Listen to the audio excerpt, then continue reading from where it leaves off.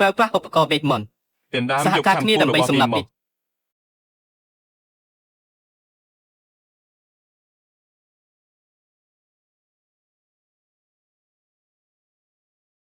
ការប្រើប្រាស់ធម្មពលនៃចក្រទាំង4អាចបង្កើនធម្មពលដល់ទៅ40អេតាលោកតាខ្ញុំមកជួយលោកតាហើយ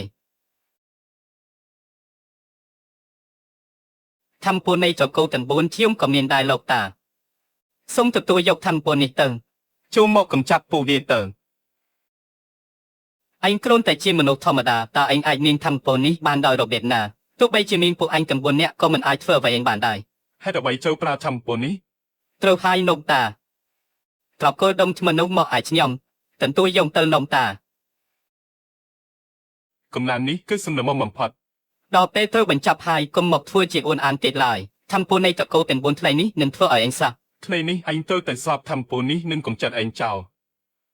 ធម្មពលរបស់ពួកឯងមានជាតិច្របូកច្របល់នឹងអាចថាដុំថ្មបែកនោះអាចជួយឯងបានមែនទេកុំចាប់ពួកឯងចោលខ្ញុំគ្រាន់តែប្រើធម្មពលបន្តិចបន្តួចក៏គ្រប់គ្រាន់ដែរគ្រប់គ្នាចូលមកសម្រាប់វាចោល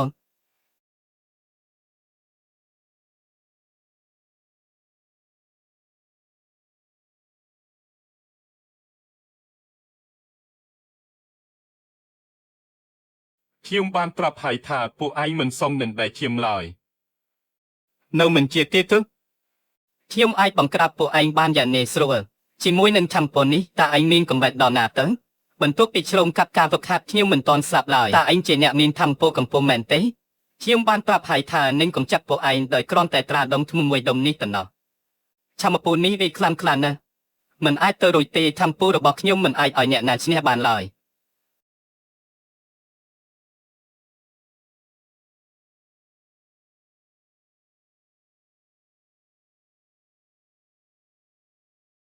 លោកតាសូមទទួលយកធម្មពលនេះទៅ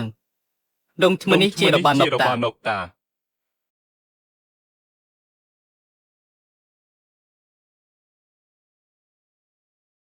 លោកតាសូមប្រើប្រាស់ធម្មពលនេះដើម្បីជួយពួកយើង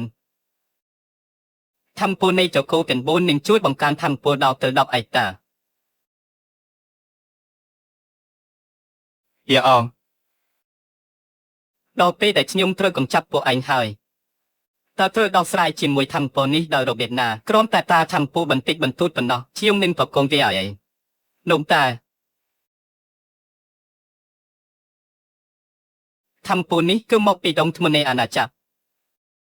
ឆ្អឹងនេះឈ្មោះនឹងធម្មពលនេះពិតជាស័ក្តិសមនឹងគ្នាណាស់វេទនាហើយ